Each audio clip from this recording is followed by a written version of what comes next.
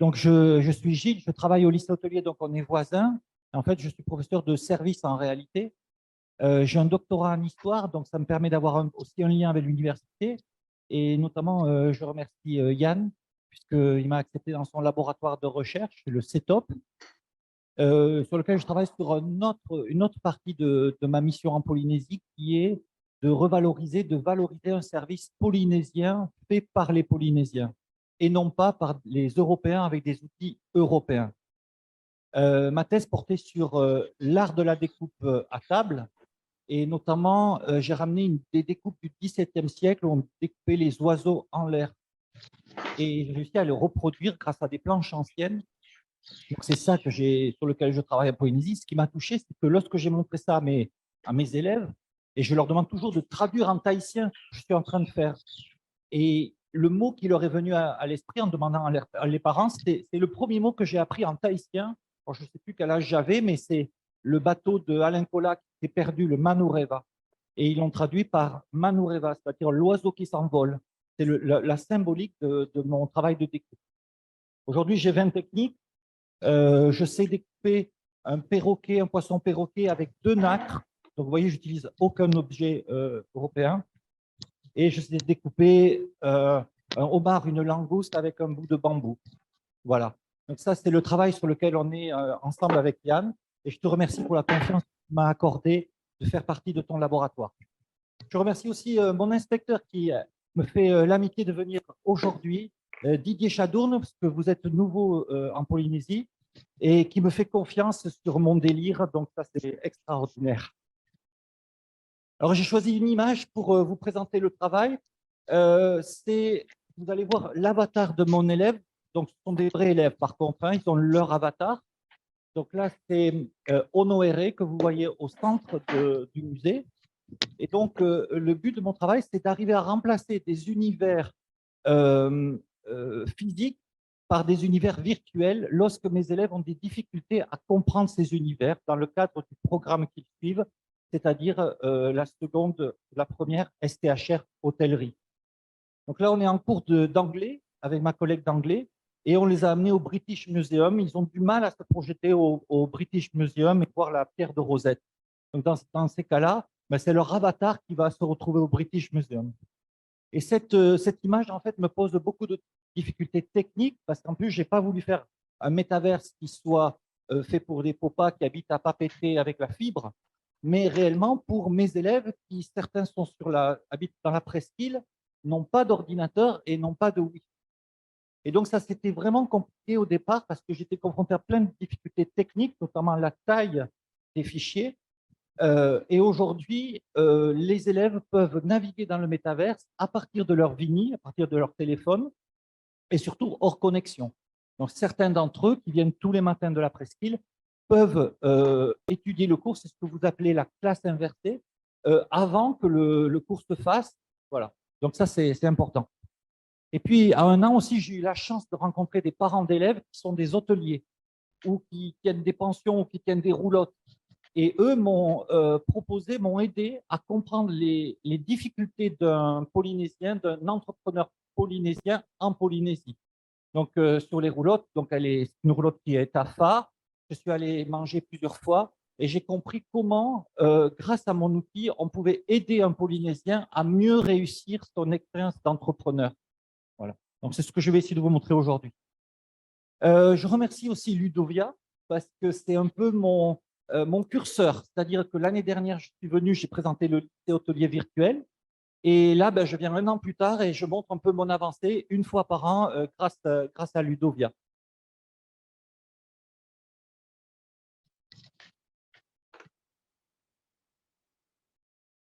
Voilà, donc l'année dernière, je vous ai présenté le lycée hôtelier virtuel. C'était tout simplement le lycée hôtelier qui était reproduit en 3 dimensions. Sauf que lorsqu'on franchissait une porte, on ne se retrouvait pas dans la salle à côté. Mais par exemple, si on prenait cette porte, on se retrouvait à Bora Bora, dans un hôtel de Bora. Et si on franchissait cette porte, on allait se retrouver dans un aéroport ou dans le port de Uturoa pour organiser une croisière sur catamaran. Donc, voilà où j'en suis. Et l'idée, je l'ai prise là aussi de mon enfance, mais c'est une enfance commune, hein, que tu vas nous dire le nom de la série. C'était une île, on appelait ça l'île fantastique, où il y avait un petit nain. Et lorsqu'on arrivait sur cette île, en fait, on pouvait réaliser le rêve. Comment ça s'appelait? Je sais plus.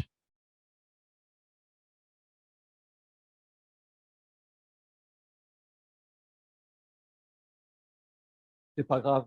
Donc, c'est une toute petite île, mais qui contient 10 projets hôteliers qui sont faits pour les Polynésiens. Euh, voilà à quoi ça ressemble une fois que c'est terminé.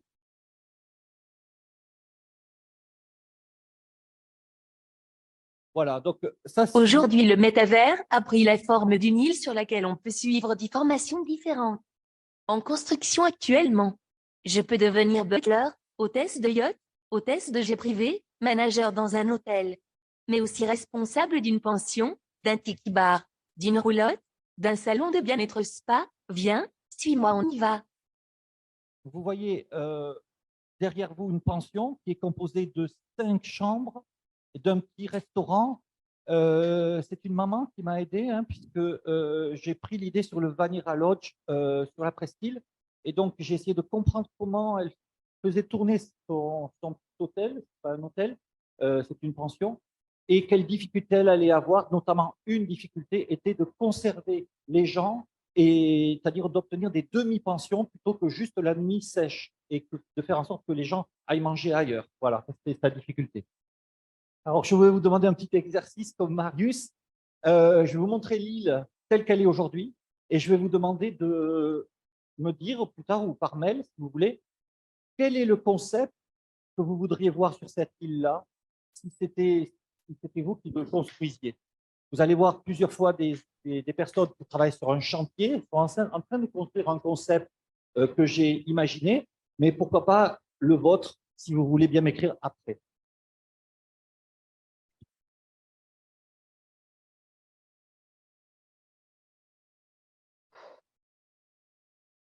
Voilà, le premier concept, il vient de passer, c'est hôtesse sur Air Tahiti Nuit avec des procédures spécifiques dans les avions. Et lorsque l'avion va se poser, ben, on va prendre un petit bus, on va aller jusqu'à un kiosque, et là, on va choisir la formation qu'on veut suivre. C'était Gaston Tonsang qui voulait que le voyage en Polynésie commence au moment où on embarquait dans l'avion de Air Tahiti Nuit, et non pas quand on arrivait à Tahiti. Donc là, on choisit sa formation.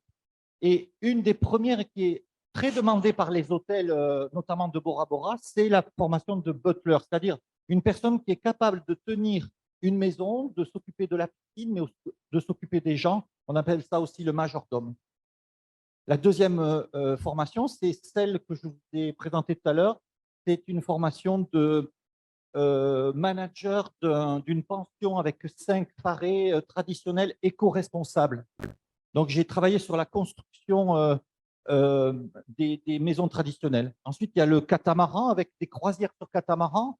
Il y a les hôtels sur pilotis. Comment améliorer l'accueil dans ces hôtels-là, mais à condition qu'ils soient polynésiens.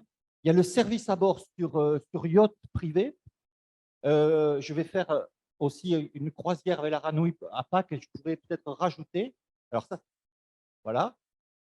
Il y a ensuite des petits restaurants, des petits bars qui sont accessibles aux Polynésiens. Par exemple, ça peut être un café de plage. Comment faire en sorte que la rentabilité soit meilleure? Voilà. Et ensuite, on va parler donc des roulottes dont je vous parlais tout à l'heure, et d'essayer de voir comment on peut améliorer l'organisation, l'hygiène, aussi peut-être la gamme de propositions. Et ensuite, je l'ai fait moi-même, le protocole tahitien en termes de massage et d'organisation du spa. Donc ça, c'était une volonté de la ministre, hein, d'améliorer le bien-être en fait des personnes de Tahiti en général et aussi des touristes. Voilà. Donc voilà où j'en suis. Donc allez-y, je vais demander à une personne, Marius, qu'est-ce que tu voudrais voir dans l'île?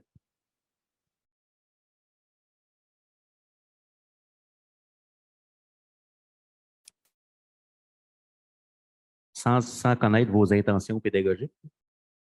des idées farfelues, mettons, ou quelque chose qui serait intéressant, qui serait impossible dans la vraie vie, une pente de ski? OK. Voilà, et puis ensuite, vous pourrez me dire par mail ce que vous voulez voir. Pardon. Tu dois peut-être te demander à quoi sert un métavers spécifiquement créé pour la Polynésie. Laisse-moi te donner quelques arguments. Alors, il y a des arguments. Voici un exemple. J'ai appris aux élèves de Monsieur Galasso comment organiser une fête dans une villa de Faa. Voici ce que ça donnait. Alors, avant qu'on aille dans la fête organisée dans la villa que vous avez vue tout à l'heure, voilà ce à quoi j'ai pensé. Ça ressemble un peu à ta conférence, Marius. Donc, les cours sont dispensés sur le vinyle des élèves hors connexion. Ça, c'est très, très important, sinon ça ne fonctionne pas. Il faut que 100% de mes élèves puissent avoir accès au métavers. Ensuite, l'immersion dans un univers difficile à imaginer par mes élèves. C'est compliqué pour eux d'imaginer, par exemple, un train. Il n'y a pas de train. Donc, si je leur parle de l'Orient Express, c'est compliqué. Des concepts qui soient spécifiquement polynésiens. L'idée, ce n'est pas de copier un programme français et d'essayer de le basculer ici, ça ne fonctionne pas, mais d'essayer d'inclure aussi la manière d'être polynésienne, même si je suis là que depuis pas longtemps. Les élèves s'identifient à des avatars à condition, alors ça c'était très intéressant, c'est une conférence de André Tricot, ici même, il y a 2 ans, qui disait si tu ne fais pas un avatar ou un univers qui ressemble aux jeux vidéo, les élèves ne rentrent pas dedans. C'est-à-dire ils considèrent qu'ils sont dans quelque chose d'éducation nationale, mais il faut vraiment que ça ressemble à comme si tu étais en train de jouer à un jeu vidéo et que c'est la même qualité. Donc pour les avatars, ça me pose beaucoup de difficultés pour arriver à produire la peau d'un Tahitien. Ça m'a pris énormément de temps. Un mélange de jaune, de marron, voilà.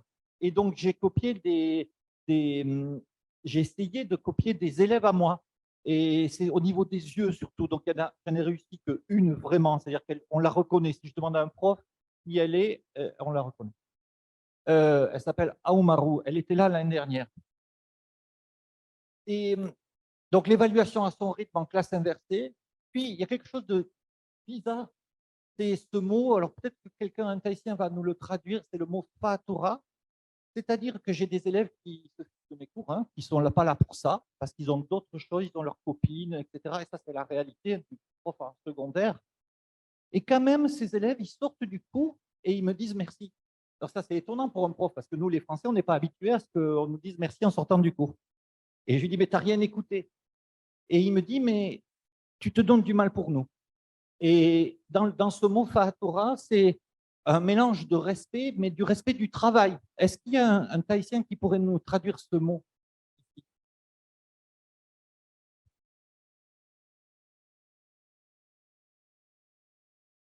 Est-ce qu'il y a une dimension dans le respect travail accompli?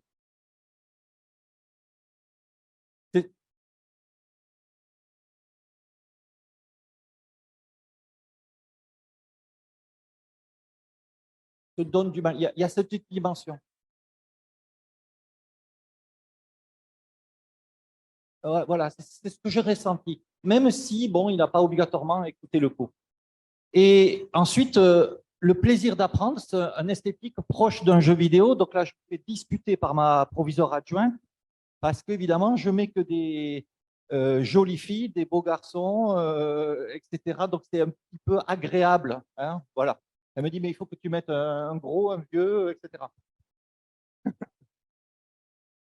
Alors là, je vais vous montrer à quoi ça ressemble lorsque la villa, en fait, est dans une configuration et vous allez voir que c'est capable de faire mon avatar. Donc, tous les personnages qui sont en mouvement, je peux les isoler et je peux faire quelque chose avec eux. Donc, il y a des personnages qui ne sont pas en mouvement, donc ce sont des personnages en 2 dimensions, mais qui me permettent d'avoir une vidéo qui est moins lourde par rapport aux élèves qui n'ont pas beaucoup de place dans leur téléphone et qui ne peuvent pas absorber une vidéo trop importante. Vous voyez. Donc, à chaque fois, on est dans le même contexte, on a juste changé d'heure et vous reconnaissez la villa que vous avez vue tout à l'heure. Voilà, donc tous les personnages en mouvement existent sous une autre forme dans un autre logiciel qui va me permettre de poser des questions et de recevoir les réponses aux questions sur mon mail perso.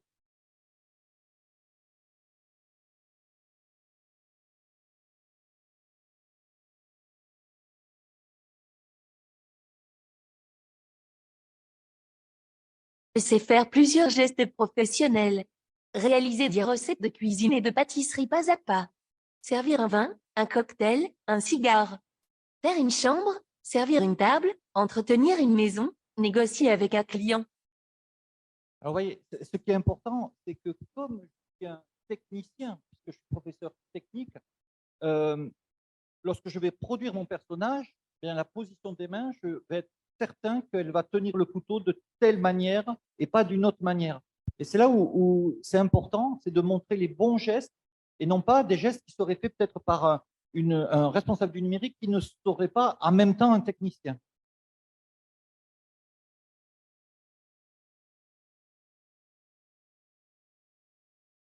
Aujourd'hui, je parle 30 langues différentes. Voici par exemple comment je sais dire comment ça va au lycée hôtelier en italien, Come en va alla arabe, en scuola mandarin. alberghiera? كيف حالك في مدرسة الفندق؟ 你在酒店学校怎么样？ Alors vous allez me dire, elle ne parle pas tahitien. Donc pour qu'elle parle tahitien, il faut que le pro tahitien.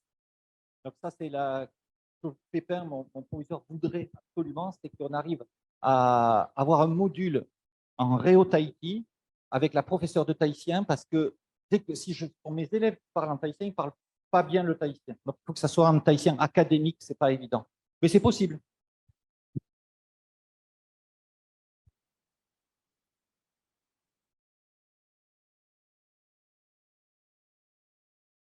Je sais construire pas à pas un hôtel, un restaurant, un phare et traditionnel.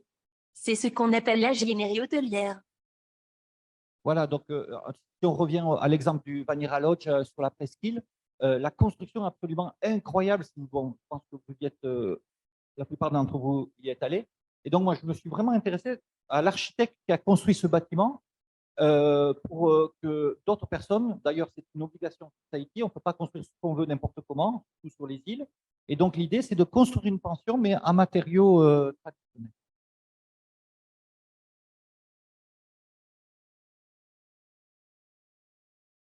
Fur et à mesure de ton apprentissage avec moi, je sais t'accompagner en modifiant mon comportement, mes expressions, sous forme de barre de vie professionnelle que tu vois en haut à droite. Je sais aussi modifier ma voix lorsque je suis triste ou en colère. Donc, en fait, c'est comme sous la forme d'un jeu. Tout à l'heure, Fabrice parlait d'un jeu, que le jeune qui est parti avec son avatar à 100%, eh bien, il baisse à chaque fois qu'il rate une négociation avec un client. Voilà, et puis il peut récupérer des points de vie sous forme d'une barre qui passe de vert à rouge.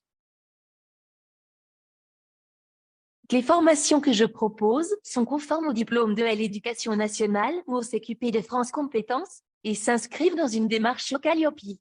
Chaque module est accompagné de tests et de jeux sérieux. Alors, je pensais que Christophe allait être là, Christophe Nam, mais je ne le vois pas. Il n'est pas là. Donc, Christophe me dit, et on travaille juste à côté, le CNAM, dans le lycée hôtelier. Il me dit, Calliope va arriver sur le Fénois. Et donc, c'est extrêmement contraignant. Et donc, moi, je fais attention de partir déjà avec cette démarche-là, de telle manière qu'elle soit possible lorsque Calliope sera imposé. Marius, tu as l'air de savoir ce qu'est Calliope. Tu sais ce qu'est Calliope? Donc, c'est une norme, en fait, en éducation qu'on est obligé de pratiquer si on veut avoir la certification en métropole. Et pour l'instant, à Tahiti, ce n'est pas encore le cas, n'est-ce pas? Voilà. Et puis, bien sûr, moi, je suis professeur de l'éducation nationale. Vous voyez, il y a mon inspecteur qui est en train de m'inspecter là en ce moment. Donc, je ne fais pas n'importe quoi. C'est-à-dire que je suis le programme de l'éducation nationale. Je ne fais que remplacer certains univers lorsqu'ils sont difficiles à comprendre pour mes élèves.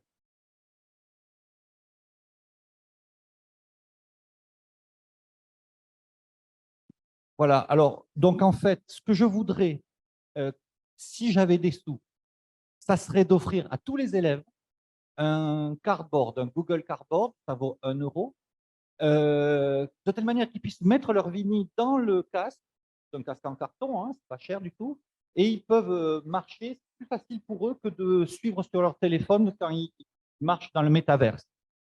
Et donc, ça, c'est très compliqué pour moi. Je suis allé au AIVA, mais donc une seule fois. Et donc, j'ai un prof qui est bien lancé et qui m'aide à modéliser les gestes de danse tahitienne dans le métaverse.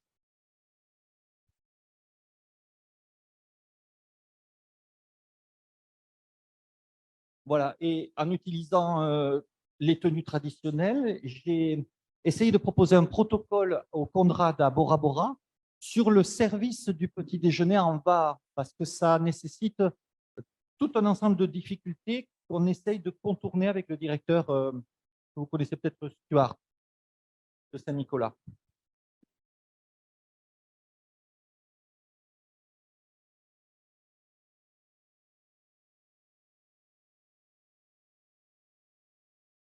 J'espère que cette présentation t'a donné envie de me rejoindre, ainsi que mes collègues professionnels, sur mon île pédagogique. À bientôt. Là, vous voyez, tout à l'heure, vous avez vu dans le métavers, vous avez vu les petites cahutes, les petits pharés. Donc, vous voyez à quoi ça ressemble une fois fini. C'est-à-dire que l'hôtel qui a 5 pharés à la piscine, là, il est en fonctionnement et tout fonctionne un petit peu comme l'hôtel sur la Presqu'île. Il y a eu un article qui est sorti hier dans la Dépêche de Tahiti et il y a eu aussi un petit reportage sur la tech zone de TNTV si mon travail vous intéresse. Je vous ai laissé mon mail si vous souhaitez collaborer parce qu'évidemment, mon objectif, c'est d'élargir au maximum d'enseignants de telle manière à construire un projet qui serait commun à tous. Voilà. J'ai pris un peu plus de temps pour vous laisser la place aux questions. J'imagine qu'il y a des questions techniques. Je suis prêt à y répondre.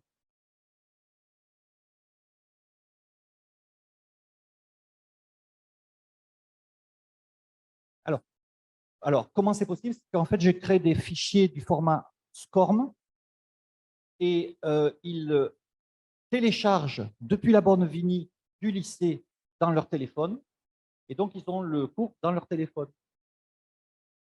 Voilà. Alors, ce que j'aimerais, c'est créer un maillage avec les mairies. Alors, on m'a dit que le mieux, ce serait les OPT, pas les mairies. De telle manière que l'élève qui est sur une île puisse se rapprocher d'une borne Wi-Fi, qui serait soit la mairie, soit l'OPT, et pouvoir télécharger le cours.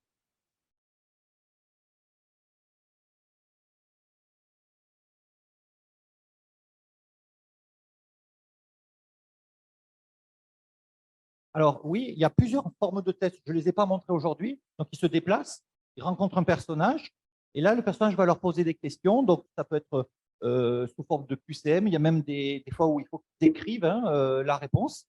Et tout ce qu'ils font m'arrive est basculé sur mon mail. Donc, je peux évaluer mes élèves par rapport aux réponses qu'ils ont données. Gilles, j'ai des questions dans le chat. Pour les propositions, il y a un collègue qui proposait un club de plongée ou la gestion d'un petit magasin. Oui.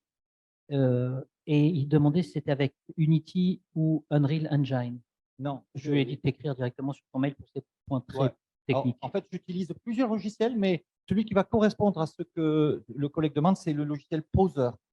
Le problème du logiciel Poser, c'est que pour sortir cette image, il faut 1 heure.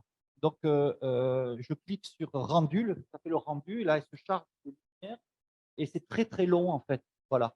Et donc, c'est pour ça que j'ai besoin de temps, parce que c'est extrêmement chronophage pour arriver à sortir des images de cette qualité, de cette qualité-là, en fait. Hein. Et, il a raison hein, dans ce qu'il a dit. Unreal Engine peut faire ça. Oui. J'ai un micro là pour les collègues si vous voulez poser des questions.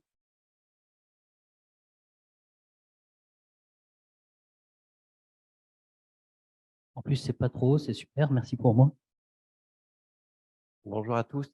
Alors, j'avais une question, elle est un peu technique. J'ai du mal à comprendre comment techniquement les élèves arrivent à suivre hors connexion Internet, si j'ai bien compris, sur leur téléphone, cette réalité Oui. virtuelle, ce métaverse. Comment c'est possible? Alors, là, ce que tu vois, c'est un fichier SCORM. Ça. Donc, ça ressemble à une espèce de PowerPoint, en fait. Hein. D'accord? Donc, ensuite, il y a des logiciels qui permettent d'avancer dans le métaverse. Donc, par exemple, le plus simple, à partir de SketchUp, c'est SketchUp Viewer. Donc, SketchUp Viewer te permet de te placer chez toi, de tourne autour de toi, et là, tu as le monde que j'ai créé que tu peux poser, par exemple, sur la table. Et après, tu peux marcher à l'intérieur.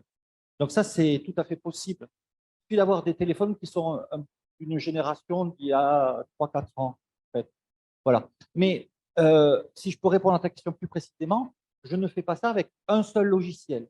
J'utilise une dizaine de logiciels différents. Par exemple, tout à l'heure, quand on a vu la vidéo et que je vous ai dit, je prends le contrôle d'un personnage, en fait, je triche. C'est-à-dire que quand j'arrive au personnage en question, qui va poser les questions, eh bien, je change de logiciel.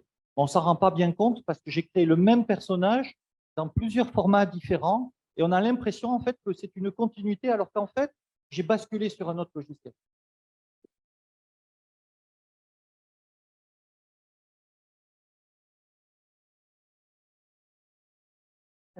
Est-ce que ce sont les élèves eux-mêmes qui créent leurs avatars? Non, non, c'est vraiment compliqué. Même moi, j'ai beaucoup de mal. Et ce ne sont pas des élèves, ce sont des élèves en hôtellerie, donc ça ne serait pas du tout partie du programme. Non, non, pas du tout. Il y aurait une possibilité avec les élèves de bac pro, mais ça ne fait pas partie de leur programme, parce que là, ils ont des cours d'art appliqués, mais ce ne sont pas les élèves pour l'instant. Puis, on se retrouve toujours confronté à la difficulté, la fracture numérique, parce qu'il faut que l'élève ait un ordinateur avec une carte puissante. Je dois avoir la carte graphique la plus puissante de Tahiti, je pense, hein, donc, que j'ai amené avec moi. Donc, si je devais trouver un ordinateur aussi puissant que le mien, ça serait déjà un problème. Voilà. Donc, on espère, avec Yann, on a posé un concours, hein, on peut en parler, je sais pas, le Pause Pacifique, sous l'égide de Ina Grépin, qui est présente ici, qui représente le CMQ. On espère avoir un peu des sous, et ces sous vont nous permettre d'acheter ce matériel-là, qui sera à disposition peut-être des élèves, en tout cas d'enseignants, dans une salle dédiée, qui permettra de créer peut-être son avatar. Du coup, tu crées l'avatar de chaque élève de ta classe. Non, alors, pour l'instant, j'ai créé les avatars des élèves méritants. Vous voyez, c'est pas très bien. Hein. J'en ai 15. Voilà, mais ça me prend tellement de temps, ça me prend beaucoup de temps. Et puis, je ne les crée pas de zéro, attention. Hein. J'achète un personnage qui existe déjà, en fait, je le modifie. Je n'ai pas la capacité de créer un personnage en 3D de A à Z.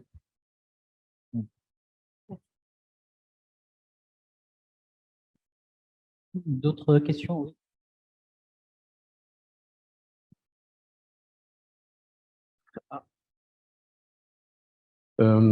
Ouais, bonjour à tous. Euh, donc moi, je suis l'inspecteur en charge du suivi des enseignements en baccalauréat technologique, STHR, hôtellerie, et en BTS, hôtellerie et tourisme. Alors, je voudrais souligner que les travaux de Gilles Galasso présentent un intérêt majeur. Bon, d'abord, je voudrais le féliciter parce que il n'y a aucune académie, à part la Polynésie, engagée sur ce type de recherche, expérimentation en classe de STHR. Et ça répond, son travail répond à un besoin que tous les enseignants de STHR n'arrivent pas à satisfaire. Alors, je prends un exemple très simple. Lorsque un élève est accueilli au lycée hôtelier, dans tous les lycées hôteliers, en seconde STHR, il y a plusieurs enseignements. Hein. Il y a des enseignements généraux, mais il y a aussi des enseignements de cuisine, services en restauration, services en hébergement. Et on doit faire toucher du doigt à l'élève toutes les formes d'hôtellerie, d'hébergement, de restauration, tout ça pour lui donner envie de poursuivre dans la filière. Et c'est très difficile pour les établissements qui sont isolés.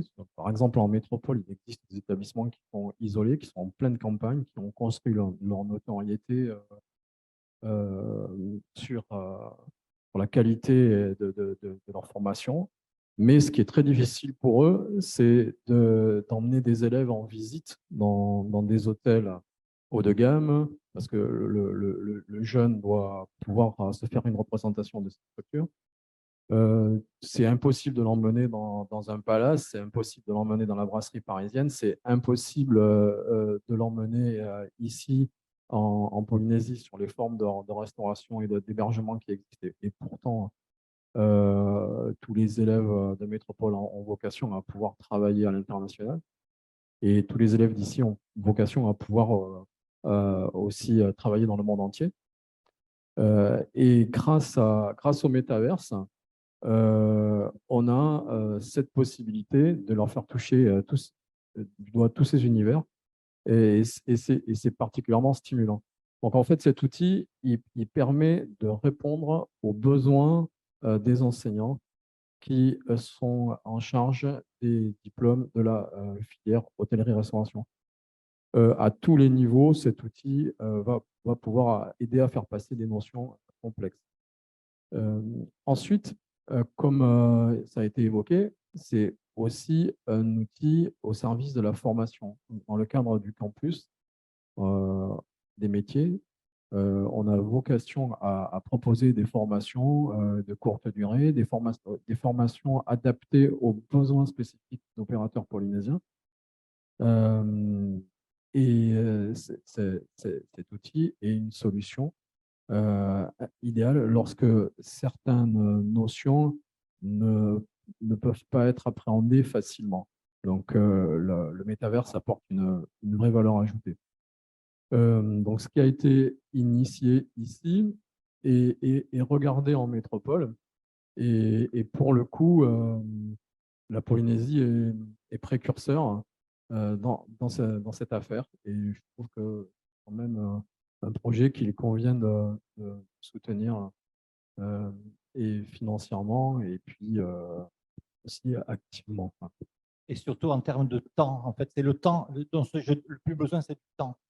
Pour reprendre ce que dit M. Chadourne, un exemple précis de ce qui manque en Polynésie, parce qu'il me suffit d'écouter en fait les clients du restaurant. Quand vous prenez une croisière sur catamaran, ça coûte, je crois, 400 000 francs. C'est à peu près, Ina ? À peu près 400 000 francs la semaine? Oui? Non, non, non, non, une semaine. Et donc, dans ce cas-là, on a une hôtesse qui monte à bord, mais elle n'est pas formée. Et donc, j'avais une personne de Bora Bora hier, il me disait, on a des clients américains qui se plaignent parce qu'en fait, ils ne sont pas habitués. À Hawaï, le tourisme est développé différemment de Tahiti. Et donc, quand ils arrivent ici, ils trouvent que certains membres du personnel ne sont pas suffisamment formés.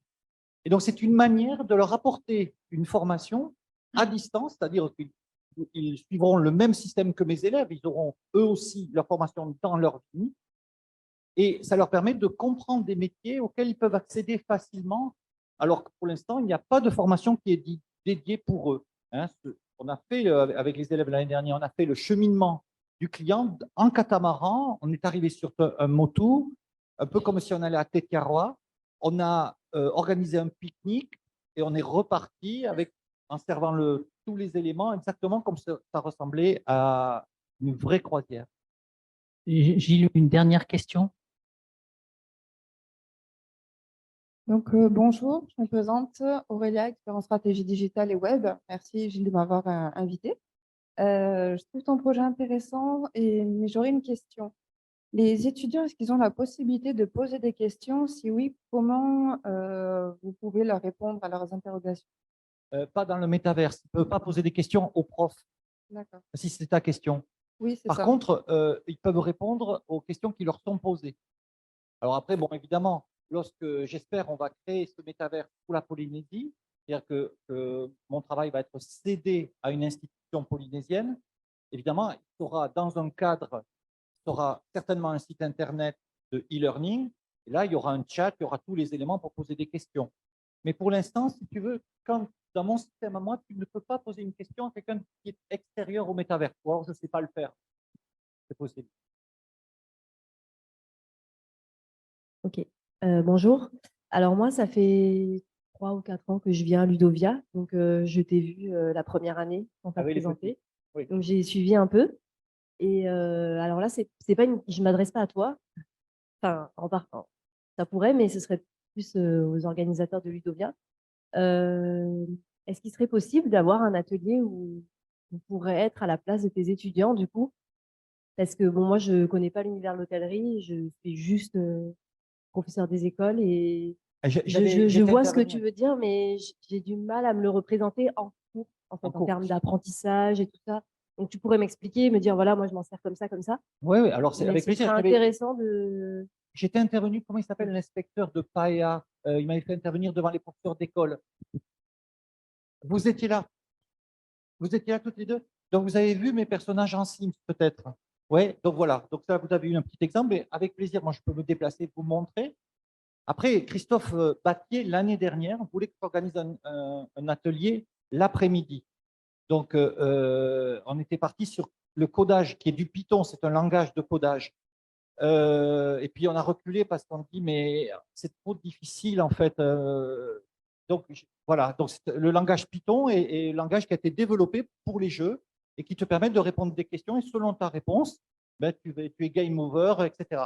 Il y avait ça. Et puis, sinon, on pourrait y avoir une petite formation en SketchUp, mais le niveau de rendu du SketchUp n'est pas du tout le même. Donc, vous risquez d'être déçu. C'est-à-dire qu'on peut faire une maison, on peut marcher dans la maison, c'est déjà une première étape, ou une salle de classe, ça on peut faire.